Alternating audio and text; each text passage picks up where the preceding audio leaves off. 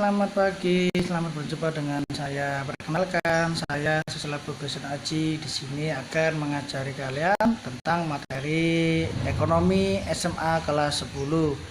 Jadi di sini nanti kalian akan belajar tentang ekonomi ya. Jadi yang pertama saya ucapkan selamat buat kalian yang sudah masuk jenjang SMA. Silakan semangat belajar untuk meraih kehidupan yang lebih baik lagi. Oke, silakan kita lihat semuanya di layar monitor kalian. Di situ ada konsep dasar ilmu ekonomi. Kira-kira konsep dasar ilmu ekonomi itu apa? Ada yang tahu? Nah, supaya tahu, simak video berikut ini.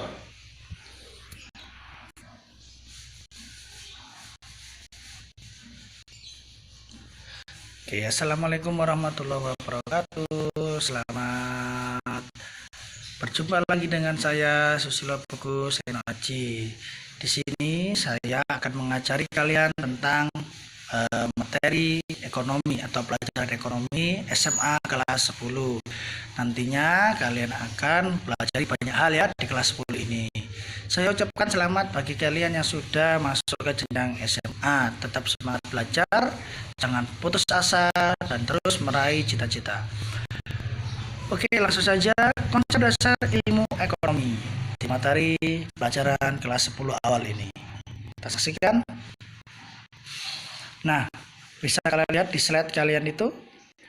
Nah, konsep dasar ilmu ekonomi itu apa? Ada yang tahu ya? Konsep dasar ilmu ekonomi itu apa? Oke, kita belajar bersama-sama ya. Coba dilihat, mengapa Anda perlu mempelajari ilmu ekonomi? Kenapa sih kita semua perlu belajar ilmu ekonomi? Untuk apa gunanya? Ada yang tahu? Nah, di sini kalian bisa melihat ya, ada wajah seseorang. Nah, itu ya. Bisa dilihat?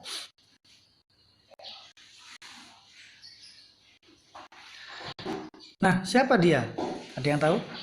Ya, di profilnya dijelaskan. Namanya adalah Khairul Tanjung. Silakan kalian searching di Google. Kalian cari tahu siapa dia. Ini adalah orang familiar di kalangan ekonomi di Indonesia. Ya, dengan mempelajari ilmu ekonomi, beliau itu mampu membuat seperti ini. Ya, Transcorp. Kalau kalian melihat Trans 7, Studio Trans 7, Trans yang lainnya, dialah orangnya yang membuat. Ya. Kemudian di sini ada Bank Mega. Orang membuat bank itu butuh ilmunya. Nah, jadi dengan ilmu ekonomi ini nanti kalian juga bisa lebih hebat lagi dari mereka ini. Ngerti ya? Slide berikutnya, konsep map atau peta konsepnya. Bagaimana peta konsepnya dari materi kelas 10 ini? Nah,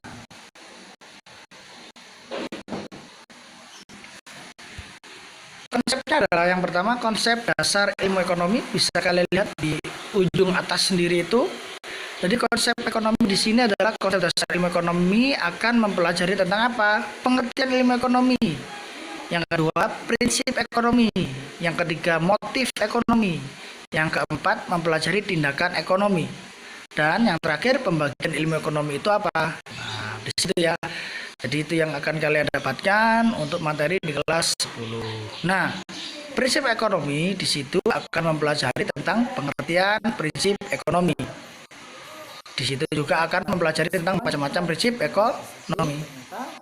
Next, motif ekonomi, di mana motif ekonomi itu nanti akan mempelajari tentang pengertian motif ekonomi. Yang kedua akan mempelajari tentang macam-macam motif ekonomi. Dan di situ ada tindakan ekonomi, di mana tindakan ekonomi akan mempelajari tentang pengertian tindakan ekonomi, mempelajari tentang aspek tindakan ekonomi. Berikutnya pembagian ilmu ekonomi. Nah, ilmu ekonomi itu nanti dibagi dengan 3, yaitu ekonomi deskriptif, teori ekonomi, dan ekonomi terapan. Di mana teori ekonomi ini nanti akan mempelajari tentang ekonomi mikro dan ekonomi makro. Bisa dipahami ya? Oke, saya harap kalian bisa memahaminya. Silakan disimak dulu, dipahami betul apa yang akan kalian pelajari nanti. Oke ya.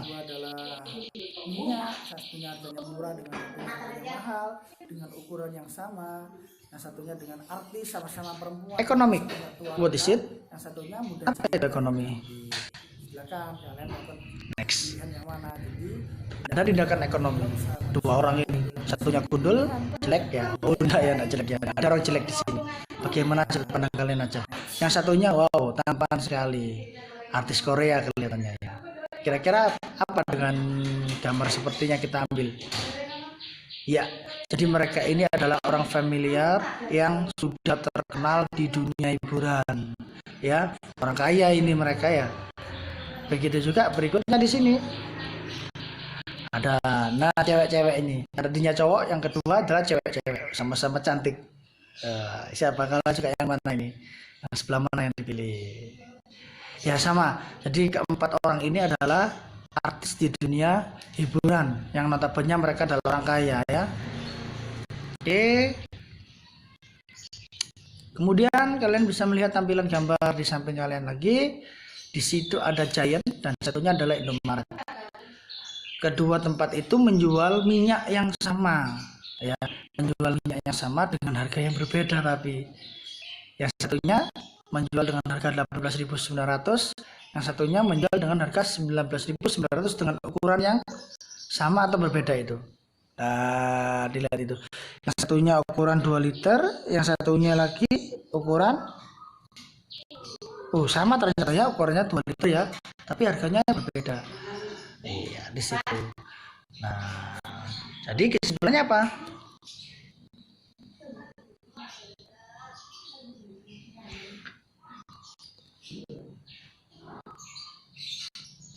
Nah, kesimpulannya apa? Kesimpulannya di situ ternyata dari dua toko yang berbeda menjual dengan harga yang berbeda. Kemudian selanjutnya kalian coba lihat di situ ada sepatu, dua sepatu, yang satunya second, yang satunya baru. Dimana sepatu second dan baru ini jelas tentu berbeda harganya. Yang satunya sangat murah dan yang satunya sangat-sangat mehong. Nah, mahal ya, sangat mahal sekali. Jadi di situ yang bisa kalian simak. Jadi apa itu tindakan ekonomi? Ya, jadi tindakan ekonomi itu adalah apa? Usaha manusia yang dilandasi pilihan yang paling baik dan menguntungkan. Jadi di situ tadi kalian diberikan pilihan, mulai dari gambar ini ya, sepatu antara second dengan baru.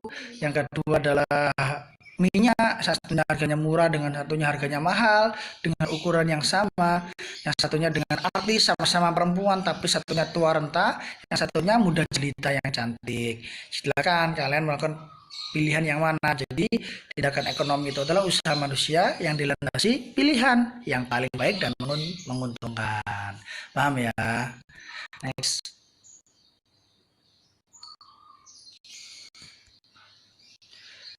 Tindakan, motif, dan prinsip ekonomi. Kita pelajari satu-satu di sini. Di sini dijelaskan bahwasanya contoh tindakan ekonomi yang rasional. Apa itu rasional? Rasional itu sesuai dengan logika kita, sesuai dengan pemikiran kita, ya, yang logis, yang real, nggak khayalan belaka. Oke. Di situ ada tindakan ekonomi yang rasional yang dilakukan oleh keluarga perseorangan antara lain apa?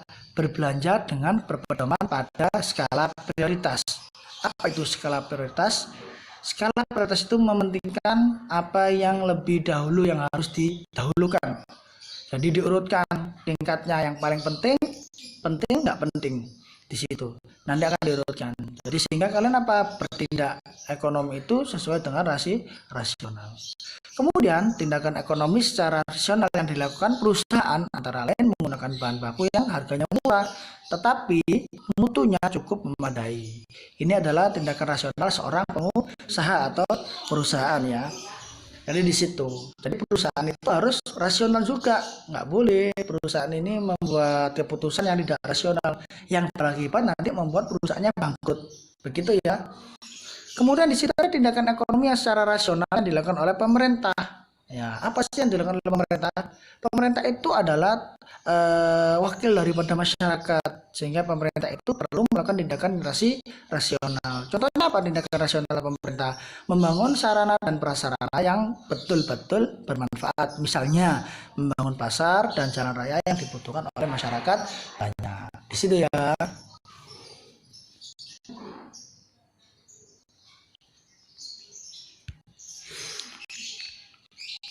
Motif ekonomi. Nah, di situ ada anak kecil sedang lapar. Motif ekonomi ini apa? Dia lapar, kemudian dia makan. Di situ ada Upin Ipin, Upin Ipin, makan makan ya. Dari Upin Ipin lapar, kemudian dia makan. Ada yang bisa menyimpulkan? Nah, kesimpulannya adalah orang melakukan tindakan ekonomi itu berbagai macam alasannya. Alasan inilah yang disebut dengan motif. Upin Ipin makan, kenapa? Dia lapar. Nah, berarti dia untuk memenuhi kebutuhan perutnya, sehingga lapar ini adalah kebutuhan hidupnya. Jadi motif ekonomi yang dilakukan oleh Upin dan Ipin, dia sedang memenuhi kebutuhan hidupnya. Next. Nah, di situ orang lagi mengejar-ngejar minum di situ. Apa itu dia? Haus. Ternyata dia haus, pengen minum ternyata.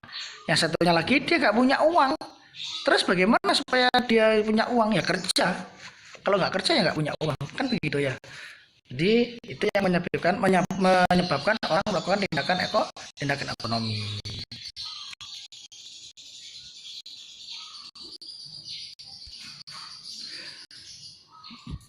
Berikutnya, motif ekonomi.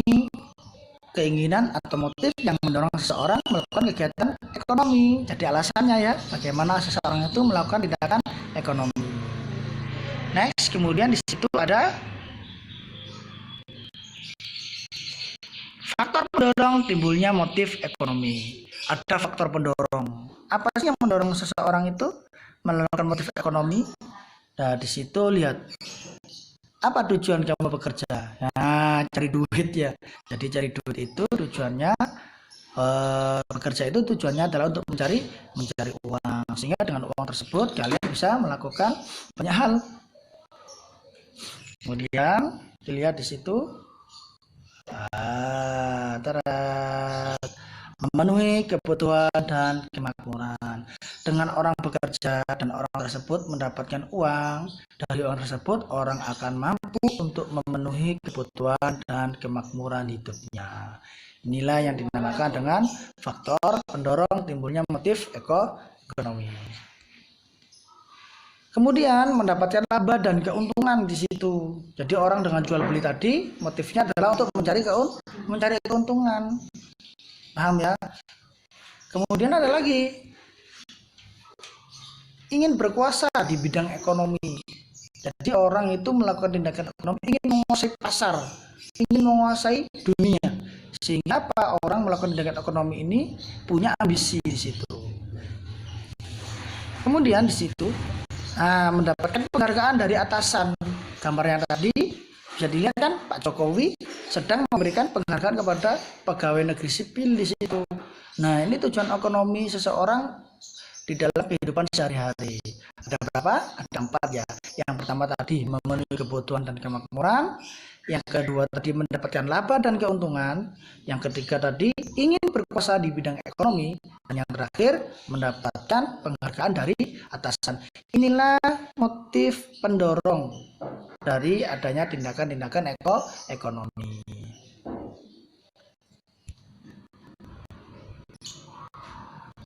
Oke, kita lanjut ya. Jadi yang selanjutnya prinsip ekonomi.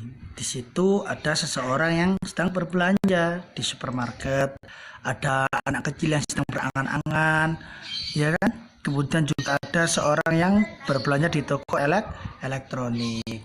Di itu yang termasuk nanti prinsip ekonomi.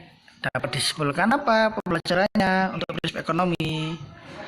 Jadi prinsip ekonomi adalah pedoman dalam melakukan tindakan ekonomi di mana di dalamnya terkandung asas dengan pengorbanan tertentu untuk memperoleh hasil yang maksimal atau dengan hasil tertentu ya dengan hasil tertentu, dengan hasil yang tertentu melalui pengorbanan yang sekecil-kecilnya di situ ya. Itulah dinamakan dengan prinsip ekonomi. Kemudian pembagian ilmu ekonomi dan cabangnya. Di situ ada ilmu ekonomi deskriptif, ada teori ekonomi, dan ada ekonomi terapan. Jadi kita bahas satu-satu cabang ilmu ekonomi. Ada ilmu ekonomi moneter, ada ilmu ekonomi publik, ada ilmu ekonomi industri, dan ilmu ekonomi internasional. Ilmu ekonomi regional, ilmu ekonomi sumber daya alam, ilmu ekonomi sumber daya manusia, dan yang terakhir ada ilmu ekonomi syariah. Banyak sekali ya cabang ilmu ekonomi di situ. Nah, di situ juga ada lagi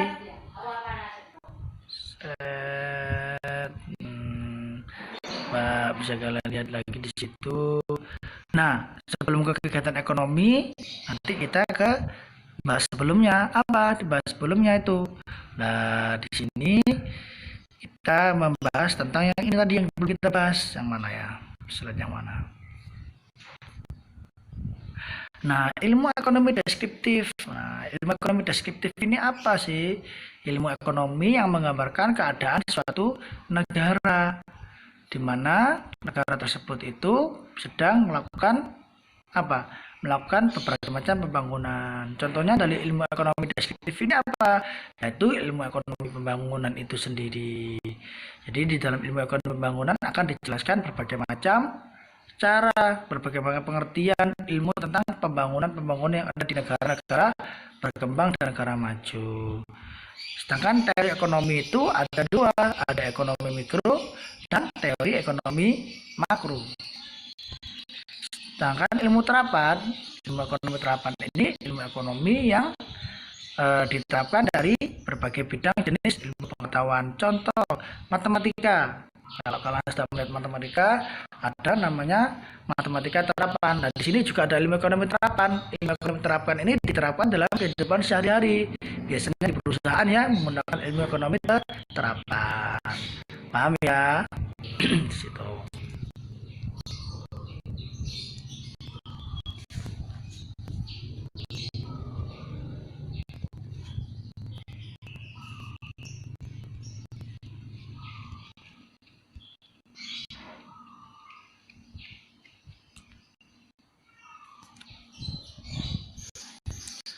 Oke, kita ke kegiatan ekonomi.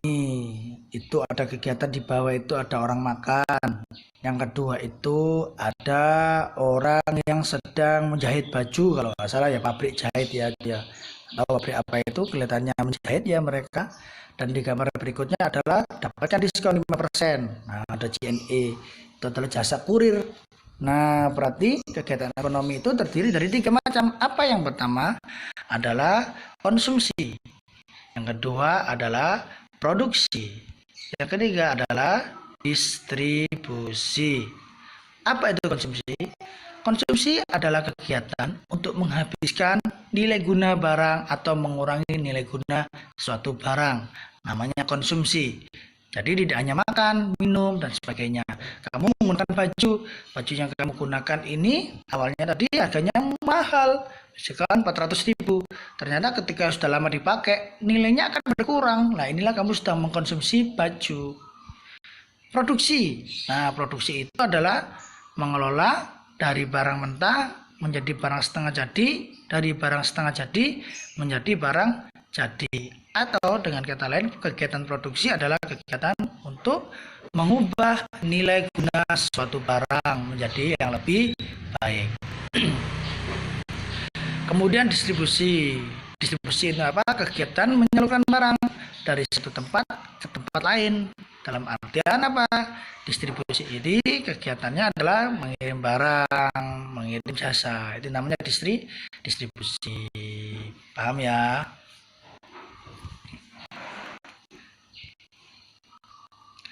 Nah, ini adalah kegiatan ekonomi di yang terakhir, sehingga harapannya nanti kalian di dalam teori ekonomi, pembelajaran ekonomi, kalian bisa up to date. Nah, itulah sekilas dari materi-materi yang akan dipaparkan pada pertemuan kali ini. Nah, di situ nanti akan dijelaskan apa bermacam-macam ilmu ya. Jadi silakan nanti kalian kalau ada pertanyaan bisa dikirim komentar di bawah ini. Oke, sampai di sini dulu. Semoga ilmunya bermanfaat. Sampai jumpa kembali. Dadah.